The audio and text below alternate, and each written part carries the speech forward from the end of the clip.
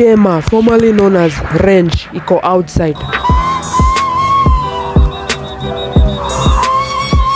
Kwa nadhani mchezo inaweza pale aje hivyo kasa. Masamples ziweze hizo sides. But nataka tuingie kwa stories za mood kiasi. Tunajua Dere ni Lenny. But mbona Osto hakujengwa mood ndo Lenny ajengwe first, since we know Osto anakuanga na more hype than Lenny. But unajua hizi advice investor. But nayo mood imekam kuchange the whole game in the matatu culture. The reclinable seats, mabucket seats pale hivyo. Ukiangalia hii seat inaweza move mbele, nyuma.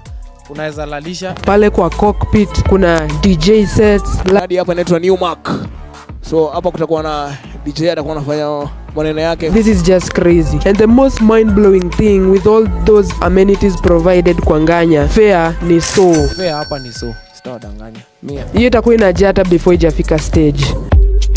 But wale wajanja wanajua male watai time. But tusisahau pia Ronga iko kwa game. Kina Moxie pale hivyo, Ferrari, Detroit, Yaga. Pia hizo zote tuzi expect zikuwe nominated ka Kenya 1. Competition this time itakuwa stiff ni aje. But now the big question is, will opposite take another title this year as the Kenya 1? Let us wait and see venye mood itaperform kwa ground. But nayo bado tujue Kinara na jeshi yake pale hivyo kina Freddy wanachapa kazi yao safi. Pia competition iko hapo. Detroit pia wako na hype yao safi ni aje. Plus pia nayo Dinga imefika bei. Na bado tukifika pale kwa The Drifter, Getaru hapo hivyo, gari yake lazima itakuwa nominated ka Kenya 1. Manze, this year ni ngori tu, ni the race to Kenya 1 manze. Ni Nganya gani itachukua Kenya 1? But nayo bado the bigger question is, ni investor mgani ataweza kutop off